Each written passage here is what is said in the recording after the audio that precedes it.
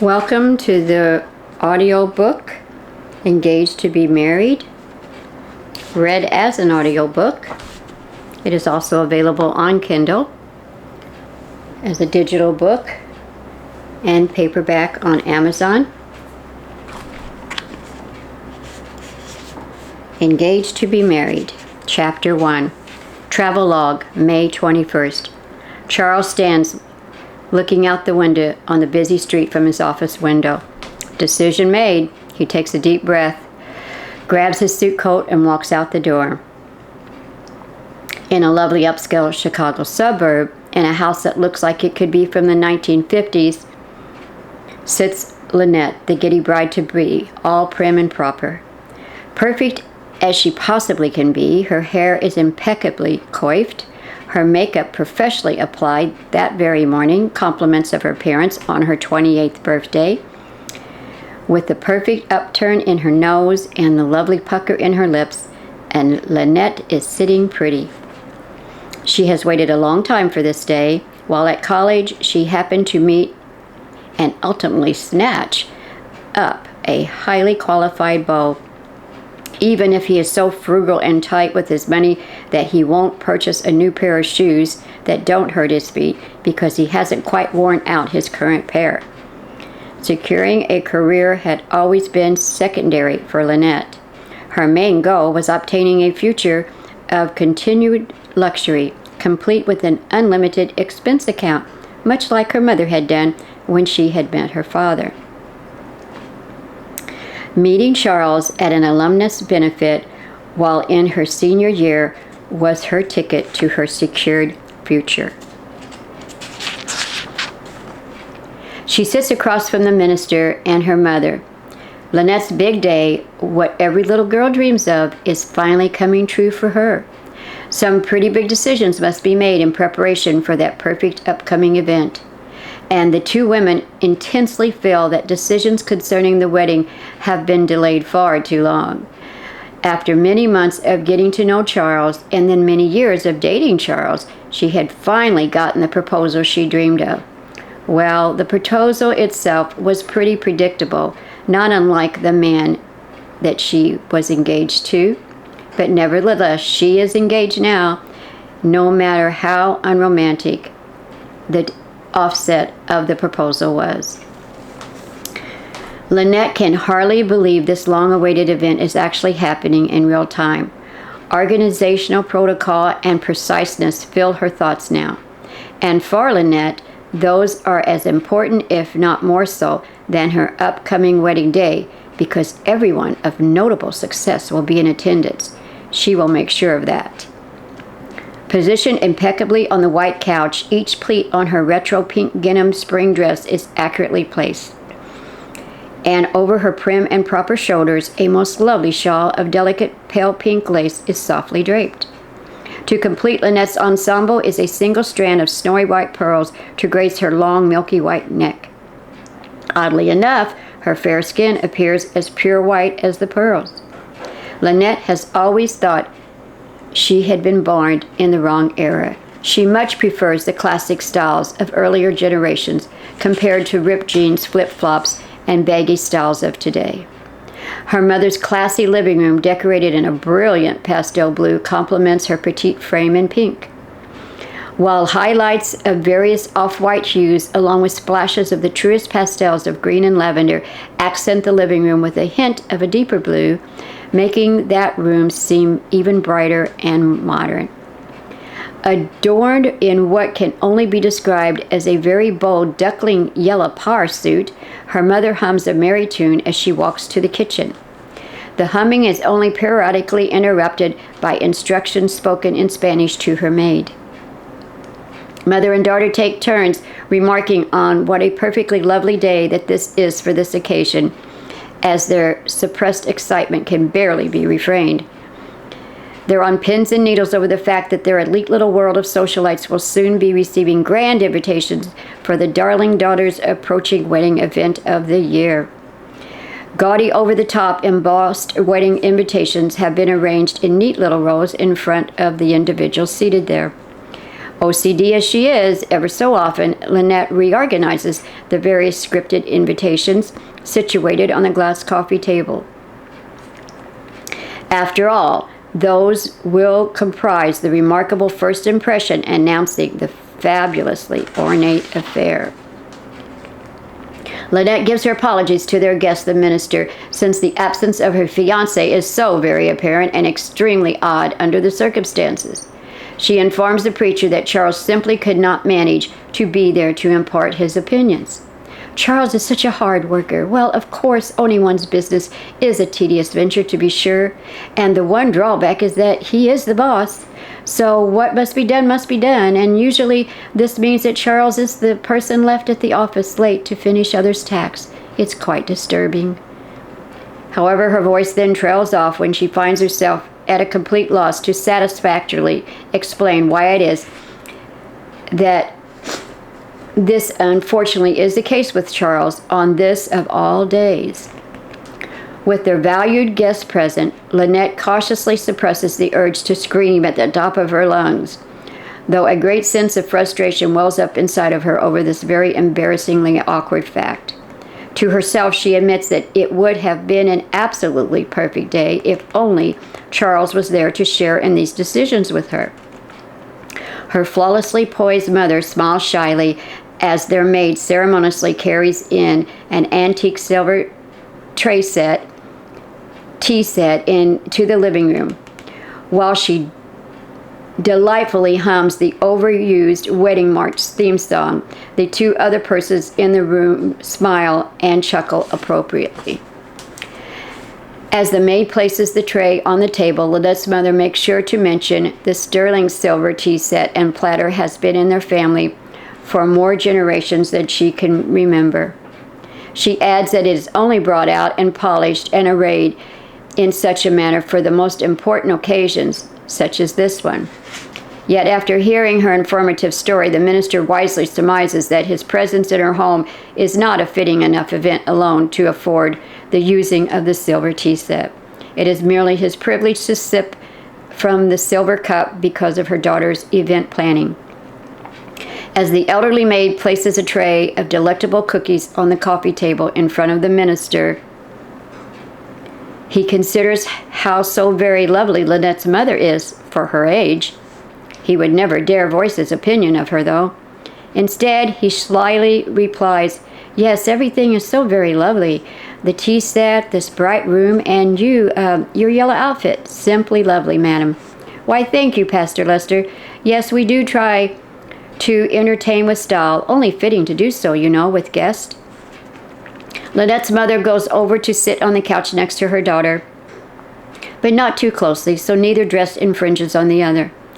From their guest's vantage point, it looks as if wooden planks have been securely strapped into the women's spines, straightly as those ladies have perched themselves on the immaculately clean white sofa. He suspects they cannot be the least comfortable sitting that way. Lynette's mother daintily pours tepid chai tea for the small group of the three gathered there to discuss the wedding, down to the minutest details. The three enjoyably sip tea as the discussion of the ceremony and reception commences. The ladies' little fingers naturally flip out to the sides of their dainty silver cups as they quietly sip away. It is the proper position for ladies to do when indulging themselves on a tea in silver cups, and therefore for them it is quite a natural response. Although it is a little odd, their guest, being a man, would follow suit. However, so did he. His parroting their actions doesn't present a peculiarly odd situation for the ladies, though, since it is almost commonly known fact that most guests do tend to mirror another's good or bad table manners. These socially seasoned women have long learned this to be true. Using this fact to their advantage in other situations, they've trained themselves to manipulate perfectly the proper atmosphere at public functions. The minister coughs to avoid speaking at times, hoping that not one of his various meandering thoughts slips out of his mouth to result in embarrassing all three of them. He does consider that if the sun was out that day in full force, he might indeed be blinded by all the white and light pastels gleaming within that ridiculous excuse of a living room. The minister must refocus his thoughts while requesting 2 more lumps of sugar as he coughs uncomfortably once again. To his request, Lynette and her mother discreetly share disapproving glances with obvious raised eyebrows. His paunch hasn't gone unnoticed, and they now suspect it awkwardly protrudes at his middle because the minister has a definite sweet tooth. He looks at his watch, nods as if something important is on his mind. Then he snatches up 1 cookie from an assortment of tantalizing choices that are displayed in neat rows on another silver tray. However, it is an inferior tray, constructed merely of plastic. Aha, a fake. To which, when the minister taps the cookie onto the tray to remove any unwanted crumbs, a flat sound exposes the fact that it is a cheap fake. The pastor uncomfortably laughs, completely embarrassing the lady of the house. Their maid is standing off to the side in the hall, and she sighs heavily as the lady of the house angrily shoots a very stern glance her way. She makes a mental note to later discuss that nearly unforgivable misstep by her maid for choosing a common household picnic dish when serving a special guest. It is of no concern to her that the elderly maid would have had to fetch a small ladder from the laundry room, climb high up, and unload a full cabinet of silver just to secure a tray packed away ever so neatly.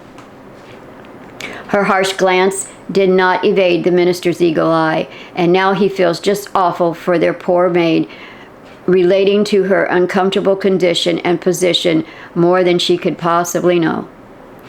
The minister considers that he has apparently made another certain slip, noticing the 2 women do not indulge in a cookie. Obviously, those treats were set there arrayed merely as an embellishment to the atmosphere of the occasion.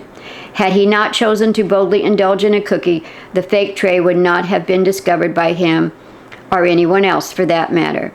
Displayed proudly is an overstated 11 by 14 portrait of the happy couple, dressed in all white, of course, matted under bold gold-on-silver insets, and encased within an ornate, solid silver frame.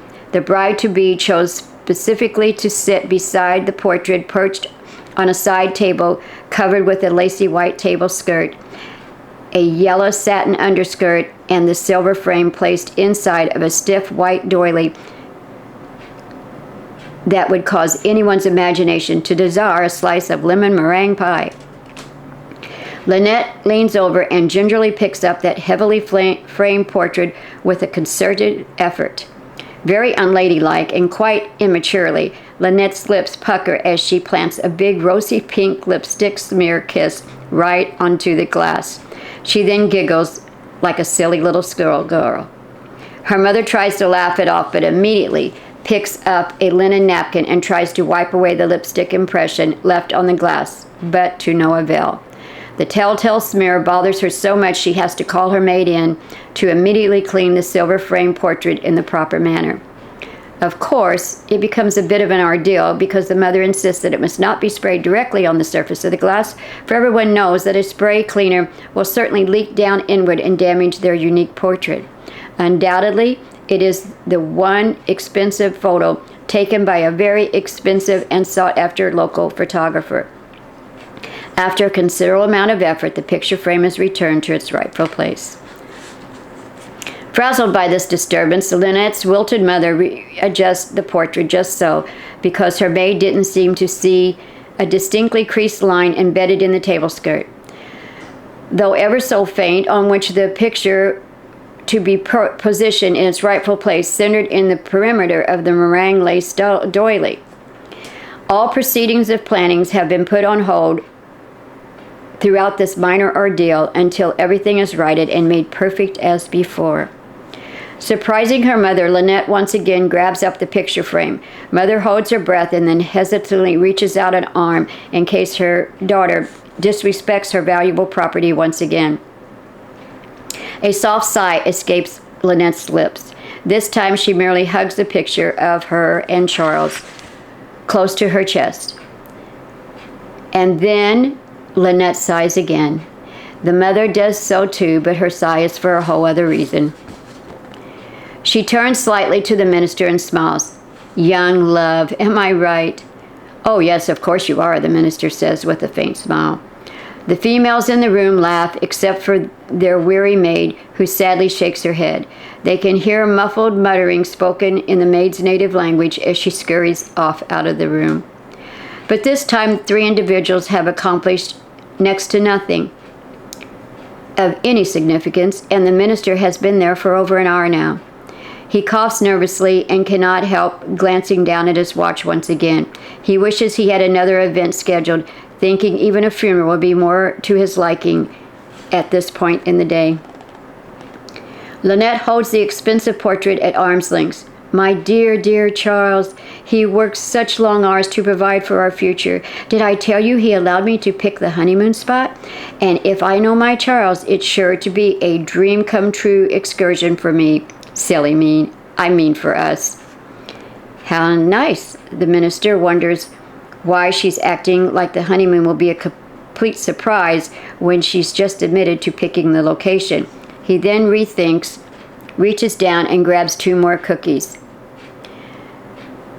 Lynette taps a French manicured fingernail on the glass and whispers to the man in the portrait, So handsome you are, just as you are, my darling, my dear sweet Charles.